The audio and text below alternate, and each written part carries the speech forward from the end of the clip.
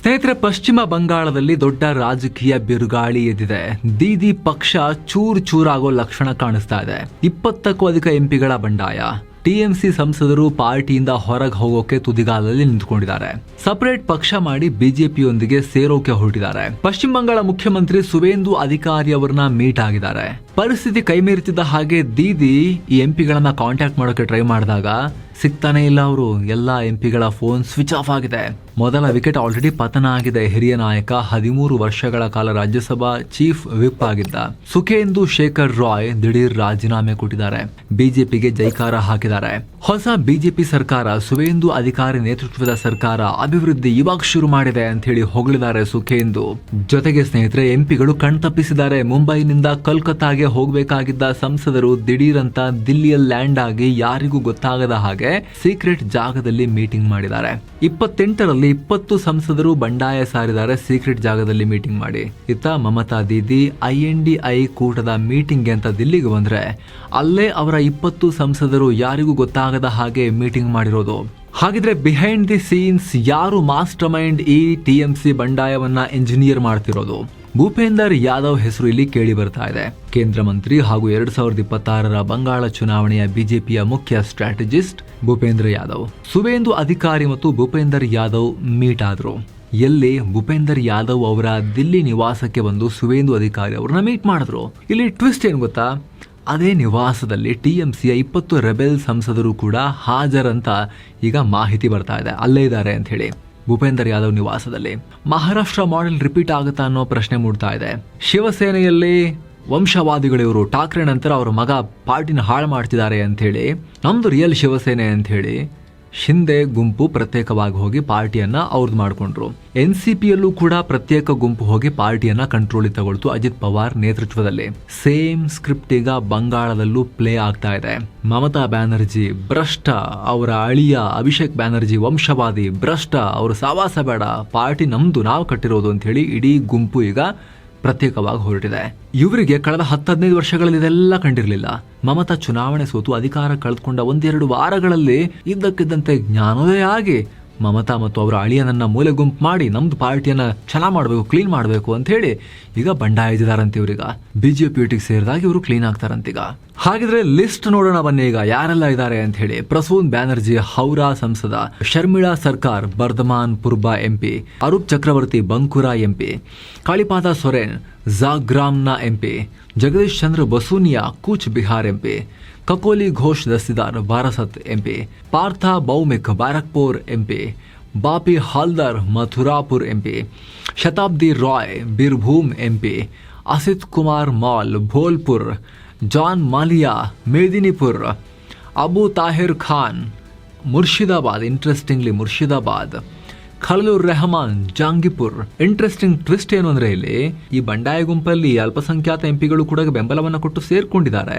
ಆದ್ರೆ ಬಂಡಾಯ ಗುಂಪೇನಾದ್ರೂ ಬಿಜೆಪಿಯೊಂದಿಗೆ ಸೇರಿದ್ರೆ ಆಗ ಈ ಬಂಡಾಯ ಗುಂಪಿನಿಂದ ವಾಪಸ್ ಈ ಅಲ್ಪಸಂಖ್ಯಾತ ಎಂಪಿಗಳು ಮಮತಾ ಕೋಟೆಗೆ ವಾಪಸ್ ಮರಳೋ ಚಾನ್ಸಸ್ ಇದೆ ಅಂತಲೂ ಹೇಳಲಾಗ್ತಿದೆ. ಎಲ್ಲ ವಿಶ್ಲೇಷಣೆ ಸದ್ಯಕ್ಕೆ ತುಂಬಾ ಫಾಸ್ಟ್ ಆಗಿ ಡೆವಲಪ್ಮೆಂಟ್ಸ್ ಆಗ್ತಿದೆ. ಆಲ್ರೆಡಿ ಟಿಎಂಸಿಯ ಹಿರಿಯ ನಾಯಕ ಸುಖೇಂದು ಶೇಖರ್, ನಿಮ್ಗೆ ಆವಾಗಲೇ ಹೇಳಿದ್ವಲ್ಲ, ಅವರು ರಾಜ್ಯಸಭಾ MP ಸ್ಥಾನಕ್ಕೆ ಪಕ್ಷದ ಪ್ರಾಥಮಿಕ ಮೆಂಬರ್ಶಿಪ್ಗೂ ಕೂಡ ರಾಜೀನಾಮೆ ಕೊಟ್ಟಾಗಿದೆ.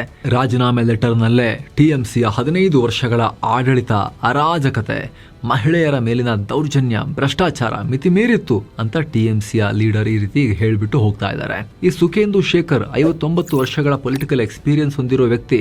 ಇವರೇ ಟಿಎಂಸಿನ ಈ ಬಂಡಾಯ ಗುಂಪನ್ನ ಲೀಡ್ ಮಾಡೋ ಚಾನ್ಸಸ್ ಇದೆ ಅನ್ನೋ ಮಾತುಗಳು ಕೂಡ ಕೇಳಿ ಬರ್ತಾ ಇವೆ. ಹಾಗಿದ್ರೆ ನಂಬರ್ ಗೇಮ್ ಏನು? ಪಕ್ಷಾಂತರ ನಿಷೇಧ ಕಾಯ್ದೆ ಅನ್ವಯ ಆಗುತ್ತಾ? ಆಂಟಿ ಡಿಫೆಕ್ಷನ್ ಲಾ ನಿಂದ ಅನರ್ಹತೆಯಿಂದ ಬಚಾವಾಗಬೇಕು ಅಂದ್ರೆ 3/2 ಬಹುಮತ ಬೇಕು ಬಂಡಾಯಗಾರರಲ್ಲಿ. ಲೋಕಸಭಾ ಲೆಕ್ಕಾಚಾರ 28 ಸಂಸದರು ಟಿಎಂಸಿದಿರೋದು. ಪ್ರತ್ಯೇಕ ಗುಂಪಾಗೋಕೆ ಬೇಕಾಗಿರೋ ಮ್ಯಾಜಿಕ್ ನಂಬರ್ 19. ಸದ್ಯ ರೆಬೆಲ್ ಕ್ಯಾಂಪ್ನಲ್ಲಿ 20 ಜನ ಇದ್ದಾರೆ ಅನ್ನೋ ಮಾಹಿತಿ ಬರ್ತಾ ಇದೆ. ಸೇಫ್. ರಾಜ್ಯಸಭಾ ಲೆಕ್ಕಾಚಾರ ಒಟ್ಟು 13 ಸಂಸದರು. ಬೇಕಾದ ಸೇಫ್ ನಂಬರ್ 9. ಸುಖೇಂದ್ರ ರಾಯ್ ಜೊತೆ ಈಗ ಸದ್ಯಕ್ಕೆ 5 ಜನ ಸೇರ್ಕೊಂಡಿದ್ದಾರೆ ಅಂತ ಹೇಳಿ ಮಾಹಿತಿ ಬರ್ತಾ ಇದೆ. ಒಂದು ಫೋಟೋ ಕೂಡ ರಿಲೀಸ್ ಆಗಿದೆ. ಉಳಿದ ನಂಬರ್ ಅನ್ನ ಹೆಂಗ್ ಅರೇಂಜ್ ಮಾಡ್ತಾರೆ ಅದಕ್ಕೂ ವ್ಯವಸ್ಥೆ ಆಗಿ ಹೋಗಿದ್ಯಾ ನಾವು ನೋಡ್ಬೇಕೀಗ. ಏನೋ ಟೇಬಲ್ ಮೇಲಿರೋ 2 ಪ್ಲಾನ್ ಏನೇನು ಹಾಗಾದ್ರೆ? ಪ್ಲಾನ್ ಎ, ಸ್ಪೀಕರ್ ಓಂ ಬಿರ್ಲಾಗೆ ಪತ್ರ. ಅಭಿಷೇಕ್ ಬ್ಯಾನರ್ಜಿ ನಾಯಕತ್ವಕ್ಕೆ ಧಿಕ್ಕಾರ, ನಮ್ಮನ್ನ ಸಪರೇಟ್ ಗ್ರೂಪ್ ಅಂತ ಗುರುತಿಸಿ NDA ಸೇರೋಕೆ ಒಪ್ಪಿಗೆ ಕೊಡಿ ಅಂತ ಹೇಳಿ ಆ ರೀತಿ ಅವರು ಹೆಜ್ಜೆ ಇಡಬಹುದು. ಪ್ಲಾನ್ ಬಿ, ಎಲ್ಲ 20 ಸಂಸದರ ಸಾಮೂಹಿಕ ರಾಜೀನಾಮೆ. ಆದ್ರೆ ಈ ಸಾಧ್ಯತೆ ಕಮ್ಮಿ. ಅವರು ಸ್ಪೀಕರ್ ಓಂ ಬಿರ್ಲಾಗೆ ಮೊದಲಿನ ಪ್ಲಾನ್ ಎ ತರನೇ ಲೆಟರ್ ಬರೆದಿದ್ದಾರೆ ಅಂತಲೇ ಸದ್ಯಕ್ಕೆ ರಿಪೋರ್ಟ್ಸ್ ಇರೋದು. NDA ಮೈತ್ರಿಕೂಟ ಸೇರೋಕೆ ಅಥವಾ ಸಂಸತ್ನಲ್ಲಿ ತಮ್ಮದೇ ಪ್ರತ್ಯೇಕ ಗುಂಪನ್ನ ಮಾಡಿಕೊಳ್ಳೋಕೆ ಒಪ್ಪಿಗೆ ಕೇಳಿದ್ದಾರೆ ಅಂತ ರಿಪೋರ್ಟ್ಸ್. ಹಾಗಿದ್ರೆ ಎಲ್ಲಿಗೆ ಶುರುವಾಯ್ತಿದೆಲ್ಲ? ಶಾಸಕರ ದಂಗೆಯ ಮುಂದುವರಿದ ಭಾಗ ಇದು. ಮೊನ್ನೆ ತಾನೇ ಬಂಗಾಳದಲ್ಲಿ 80 TMC ಶಾಸಕರ ಪೈಕಿ 61 ಶಾಸಕರು ಮಮತಾ ಬ್ಯಾನರ್ಜಿ ವಿರುದ್ಧ ಬಂಡಾಯ ಎತ್ತಿದ್ರು. ಏನೋ ಸಣ್ಣ ಪುಟ್ಟ ಮಟ್ಟಿಗೆ ಆಗ್ತಿದೆ ಅಂತ ಅನ್ಕೋಬೇಡಿ ನೀವಿದು. ಲಾರ್ಜ್ ಸ್ಕೇಲ್ ಹರಿದು ಹೋಗ್ತಾ ಇದೆ ಮಮತಾ ಅವ್ರದ್ದು ಪಾರ್ಟಿ. ನಕಲಿ ಸೈನ್ ಆರೋಪ. ಮಮತಾ ತಮ್ಮ ಆಪ್ತ ಶೋಭನ್ ದೇವ್ ಅವ್ರನ್ನ ವಿರೋಧ ಪಕ್ಷದ ನಾಯಕ LOP ಮಾಡೋಕೆ 70 ಶಾಸಕರ ಸೈನ್ ಇದ್ದ ಪತ್ರವನ್ನ ಸ್ಪೀಕರ್ಗೆ ಕೊಟ್ಟಿದ್ರು. ಆದರೆ TMC ಶಾಸಕರಾದ ರಿತಬ್ರತಾ ಬ್ಯಾನರ್ಜಿ ಮತ್ತು ಸಂದೀಪನ್ ಸಹ ಆ ಪತ್ರದಲ್ಲಿ ನಮ್ಮ ಸೈನನ್ನ ನಕಲಿ ಮಾಡಿದ್ದಾರೆ, ಫೋರ್ಜರಿ ಮಾಡಿದ್ದಾರೆ, ಸುಳ್ಳಿದು, ನಮ್ಮ ಸೈನ್ ಅಲ್ವೇ ಅಲ್ಲ ಅಂತ ಹೇಳಿ ಕಂಪ್ಲೇಂಟ್ ಕೊಟ್ರು. ಹೈಕೋರ್ಟ್ ತನಕ ಹೋಯ್ತು ವಿಚಾರ. ಕಂಪ್ಲೇಂಟ್ ಕೊಟ್ಟಿದ್ದಕ್ಕೆ TMC ಮಮತಾ ಬ್ಯಾನರ್ಜಿ ಅಂಡ್ ಅಭಿಷೇಕ್ ಬ್ಯಾನರ್ಜಿ ಸೇರಿಕೊಂಡು ದೂರು ಕೊಟ್ಟ ಇಬ್ಬರನ್ನ ಪಾರ್ಟಿಯಿಂದ ಉಚ್ಚಾಟನೆ ಮಾಡಿದ್ರು. ಆದರೆ ಸ್ಪೀಕರ್ ಉಚ್ಚಾಟಿತ ನಾಯಕ ರಿತಬ್ರಿತಾರನ್ನೇ ವಿರೋಧ ಪಕ್ಷದ ನಾಯಕ ಅಂತ ಹೇಳಿ ಅಪಾಯಿಂಟ್ ಮಾಡಿ ಶಾಕ್ ಕೊಟ್ರು. ಈಗ ಇದರ ವಿರುದ್ಧ TMC ಕಲ್ಕತ್ತಾ ಹೈಕೋರ್ಟ್ ಮೆಟ್ಟಿಲೇರಿದೆ. ಇದೇ ಶಾಸಕ ರಿತಬ್ರಿತಾ ಈಗ 61 ಶಾಸಕರ ಬೆಂಬಲ ಪಡೆದು ದೀದಿಗೆ ಸಡ್ ಹೊಡೆದು ಪಾರ್ಟಿಯನ್ನ ಅವ್ರ ಕೈಲಿಟ್ಕೊಂಡಿದ್ದಾರೆ. ಶಾಸಕರ ಬೆನ್ನಲ್ಲೇಗ ಸಂಸದರು ಕೂಡ ದಂಗೆ ಎದ್ದಿದ್ದಾರೆ. ಹಾಗಿದ್ರೆ ರಿಯಲ್ ವಿಲನ್ ಯಾರು ಇಲ್ಲಿ? ಅಸಮಾಧಾನದ ಮೂಲ ಎಲ್ಲಿದೆ? ಮುಖ್ಯವಾಗಿ ಅಭಿಷೇಕ್ ಬ್ಯಾನರ್ಜಿ ಫ್ಯಾಕ್ಟರ್. ಮಮತಾ ಸೋದರಳಿಯನ ಸರ್ವಾಧಿಕಾರಿ ಧೋರಣೆ, ಹಿರಿಯರನ್ನ ಕಡೆಗಣನೆ ಮಾಡ್ತಿದ್ದಾರೆ ಅನ್ನೋ ಆರೋಪ. ಈ ಹಿಂದೆ ಸುವೇಂದು ಅಧಿಕಾರಿ ಹೊರಗೆ ಬಂದು ಈಗ ಬಿಜೆಪಿನ ಅಧಿಕಾರ ತಂದಿದ್ದಾರಲ್ಲಿ. ಅದು ಬಿಟ್ರೆ ಸುಖೇಂದು ಶೇಖರ್, ರಿತಬ್ರತಾ ಸೇರಿದಂತೆ ಹಿರಿಯ ನಾಯಕರನ್ನ ಮೂಲೆಗೆ ತಳ್ಳಿದ ಆರೋಪ, ಸಿಟ್ಟು ಅವರಿಗಿದೆ. 1 ಲೈನ್ ಡಿಮಾಂಡ್ ಇಟ್ಟಿದ್ದಾರೆ, ಅಭಿಷೇಕ್ ಬ್ಯಾನರ್ಜಿಯನ್ನ ಪಾರ್ಟಿಯಿಂದ ಹೊರಗೆ ಹಾಕಿ, ಅವಾಗ ಬೇಕಾದ್ರೆ ನಾವು ನೋಡೋಣ ಅಂತ ಹೇಳಿ ಸಿಂಗಲ್ ಲೈನ್ ಷರತ್ತನ್ನ ಮಮತಾ ಮುಂದೆ ಇಟ್ಟಿದ್ದಾರೆ. ಮಮತಾ ಅಳಿಯನನ್ನ ಬಿಟ್ಕೊಡೋಕೆ ರೆಡಿ ಇಲ್ಲ. ಪಾರ್ಟಿನ ಅಳಿಯನ್ ಕೈಗೆ ಕೊಡೋಕೆ ಮಮತಾಗ ಆಸೆ. ಹಾಗಾಗಿ ಸಂಧಾನ ಫೇಲ್ ಆಗಿದೆ. INDI ಕೂಟದ ವಿರುದ್ಧ ಟೀಕೆ ಮಾಡ್ತಿದ್ದಾರೆ. ವಿಪಕ್ಷಗಳ INDI ಕೂಟಕ್ಕೆ ಯಾವುದೇ ಭವಿಷ್ಯನೇ ಇಲ್ಲ ಅಂತ ಹೇಳಿ ಬಂಡಾಯಗಾರರು ಸ್ಟೇಟ್ಮೆಂಟ್ಸ್ ಕೊಡ್ತಾ ಇದ್ದಾರೆ. ಸೊ ಇದರ ಅರ್ಥ ಏನು? ಅವರು ಬಿಜೆಪಿ ಕಡೆಗೆ ವಾಲ್ತಿದ್ದಾರೆ ಅಂತ ಹೇಳಿ. ಮಮತಾ ಡ್ಯಾಮೇಜ್ ಕಂಟ್ರೋಲ್ ಮಾಡೋಕೆ ಪ್ರಯತ್ನ ಪಡ್ತಾ ಇದ್ದಾರೆ.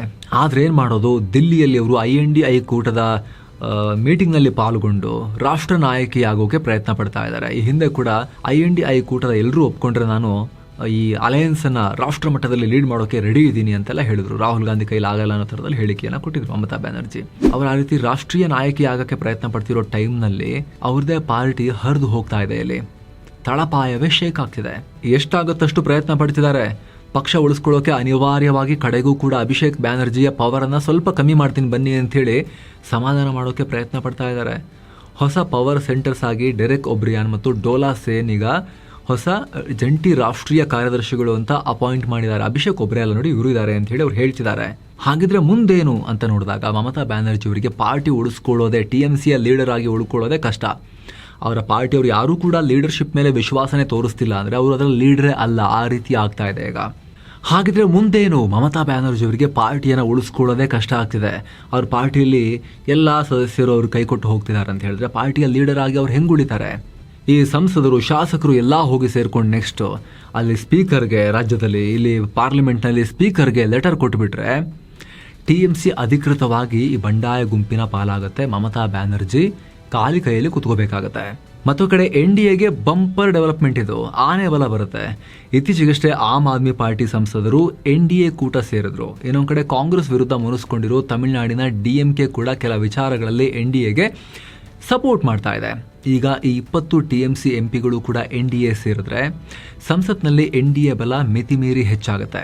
ದೊಡ್ಡ ಬಿಲ್ಗಳಿಗೆ ಗ್ರೀನ್ ಸಿಗ್ನಲ್ ಈಸಿ ಆಗುತ್ತೆ. ಲೋಕಸಭೆಯಲ್ಲಿ NDAಗೆ ಬಹುಮತ ಇದ್ರೂ ಕೂಡ ರಾಜ್ಯಸಭೆಯಲ್ಲಿ ಕಠಿಣ ಬಿಲ್ಗಳನ್ನು ಪಾಸ್ ಮಾಡ್ಕೊಳ್ಳೋಕೆ ಸ್ವಲ್ಪ ಕಷ್ಟ ಆಗ್ತಿತ್ತು. ಆದರೆ ಈಗ TMC, AAP, DMKನ ಪರೋಕ್ಷ ಬೆಂಬಲ ಕೂಡ ಸಿಕ್ಕರೆ ಒಂದು ದೇಶ ಒಂದು ಚುನಾವಣೆ ಅಂದರೆ 1 ನೇಷನ್ 1 ಎಲೆಕ್ಷನ್, ವಕ್ಫ್ ಬಿಲ್, UCC ಅಥವಾ ಯಾವುದೇ ದೊಡ್ಡ ಸಂವಿಧಾನ ತಿದ್ದುಪಡಿಯಂತಹ 3/2 ಬಹುಮತ ಬೇಕಾಗುವಂಥ ಬಿಲ್ಗಳನ್ನು ಕೂಡ ಪಾಸ್ ಮಾಡಿಕೊಳ್ಳೋಕೆ ಸರ್ಕಾರಕ್ಕೆ ಇನ್ನಷ್ಟು ಬಲ ಬರುತ್ತೆ. ಇಂಡಿ ಕೂಟ ಛಿದ್ರ ಆದಂಗಾಗುತ್ತೆ. ಮಮತಾ, ಅರವಿಂದ ಕೇಜ್ರಿವಾಲ್, ಸ್ಟಾಲಿನ್ ಪಕ್ಷಗಳು ಮೈತ್ರಿಕೂಟದ ಆಧಾರ ಸ್ತಂಭಗಳಾಗಿದ್ವು. ಇವುಗಳೇ ಅಲುಗಾಡ್ತಿರೋದ್ರಿಂದ ಲೋಕಸಭೆಯಲ್ಲಿ ವಿಪಕ್ಷಗಳು ಅಕ್ಷರಶಃ ಶಕ್ತಿಹೀನ ಆಗಲಿವೆ. ಜೊತೆಗೆ ಉಳಿದ ಫ್ಯಾಮಿಲಿ ಪಾಲಿಟಿಕ್ಸ್ ಮಾಡುವಂಥ ಪಾರ್ಟಿಗಳಲ್ಲೂ ಕೂಡ ಇದನ್ನೇ ಬಳಸ್ಕೊಂಡು BJP ಎಕ್ಸ್ಪ್ಲಾಯ್ಟ್ ಮಾಡೇ ಮಾಡುತ್ತೆ ಅನ್ನೋ ಹೆದರಿಕೆ ಅವ್ರಿಗೆ ಶುರುವಾಗುತ್ತೆ ಈಗ.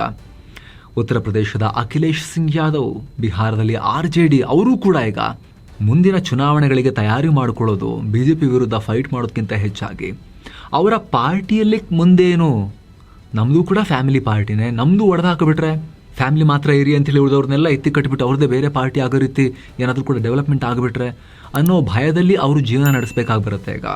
ಯಾಕಂದರೆ ಸಾಲು ಅಂತಹ ಎಕ್ಸಾಂಪಲ್ಸ್ ಇದೆ ಈಗ ನಿಮಗೆ ಆಲ್ರೆಡಿ ಹೇಳಿದ್ವಿ ನಾವು. ಮಹಾರಾಷ್ಟ್ರದಲ್ಲಿ ಶಿವಸೇನೆ, NCP, ಆಮ್ ಆದ್ಮಿ ಪಾರ್ಟಿ, ಆ ಕಡೆಗೆ TMC ಅಂಥೇಳಿ, ಮುಂದೆ ನೆಕ್ಸ್ಟ್ ನಾವ ಅಂಥೇಳಿ ಈ ರೀತಿ ಸ್ಥಳೀಯ ಕುಟುಂಬ ಆಧಾರಿತ, ಜಾತಿ ಆಧಾರಿತ ಪಕ್ಷಗಳು ಗಾಬರಿಗೊಳ್ಳೋ ಸಿಚುವೇಶನ್ ಬಂದಿದೆ ಈಗ.